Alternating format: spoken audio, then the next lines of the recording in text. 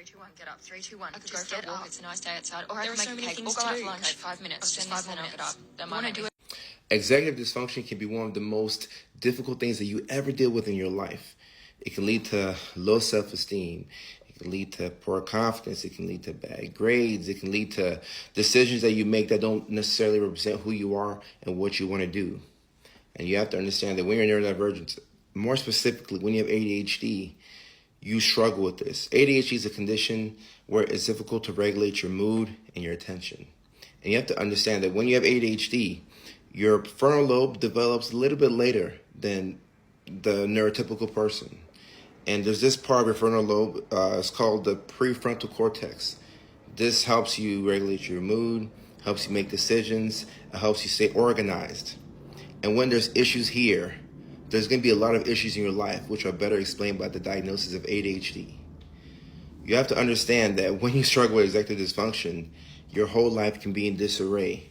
You're going to be in relationships that don't necessarily serve you any good, but we're chasing dopamine, we're chasing that thrill. So we're on this roller coaster of a ride, and it's fun. The highs are really high, but those lows are so damn low. That further taints your self-esteem. And then you go to another person that looks nothing like the previous person, but you're having that same experience. You're struggling to manage your emotions and to regulate your attention and your concentration. And the executive dysfunction can be so damaging because when you are aware of the things that you have to do, but you don't really know how to get them done, it's this, I call it purgatory. It's like a version of hell where you are blindingly aware of the fact that I got to do the dishes, I got to go to the gym, I have to get my homework turned in, I have to mow the lawn, I got to put gas in the car. You know you have to do these things, but you're sitting there on the couch stuck like this. You're not even watching TV, you're just stuck.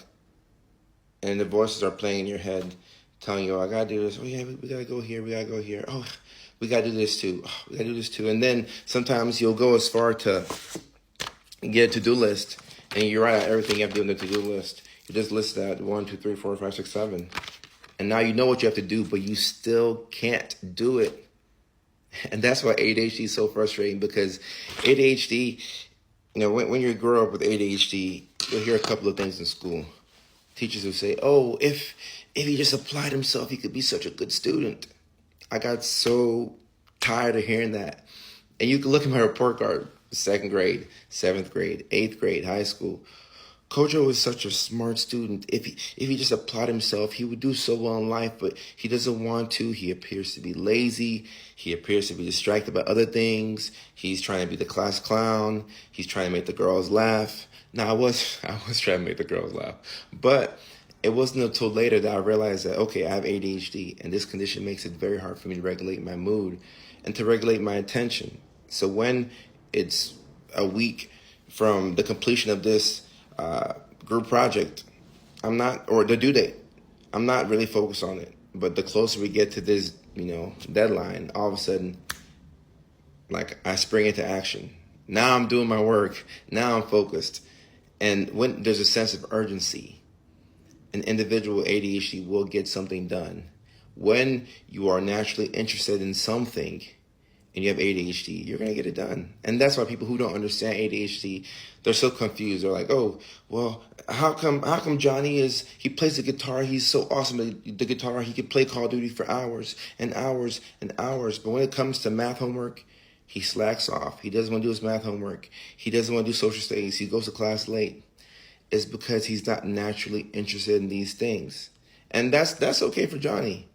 But we live in a world where if you do things based off of how you feel in the moment, you're going to get penalized. You'll be punished.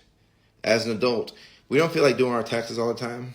We don't feel like going to the DMV and updating our license plates when we move to different states.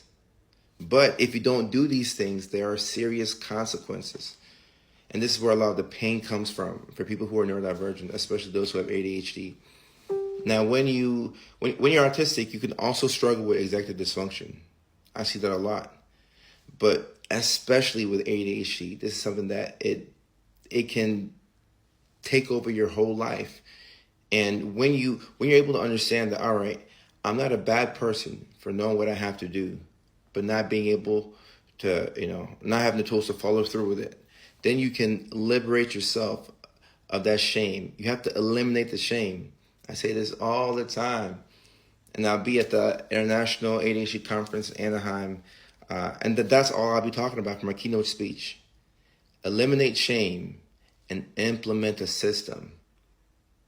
Because when you're neurodivergent and you struggle to regulate your mood and your attention, you can have this hyperfixation where, all right, we're cleaning the house, we're doing good in school, we're doing all this stuff.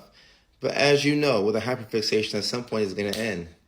And then you're just sitting there like, I'm just waiting for that next burst of motivation. It's really difficult to build anything good. It's really difficult to build up your self-esteem when you're living life like that. What I'm saying is that it's not sustainable. So we have to eliminate the shame, number one. Then we need to implement a system for how we're going to live our lives. And with ADHD, also with autism, the suicide rates are higher, as it is with most mental illnesses. With bipolar disorder being the condition where you have the highest suicide risk.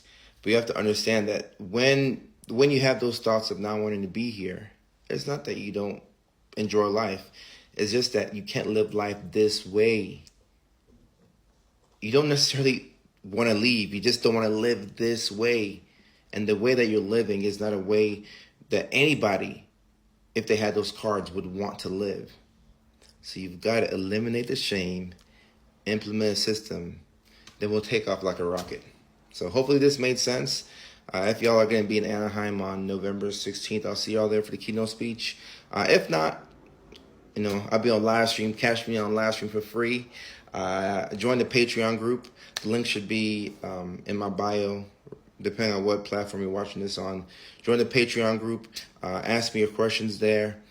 You can sign up for the one-on-one live coaching if you want to, but you could really just join the live stream and catch me for free, and we'll talk through some of these issues, and we'll get you to where you want to be in life, right? Don't forget what I said. Eliminate shame, implement a system. Y'all have a good day.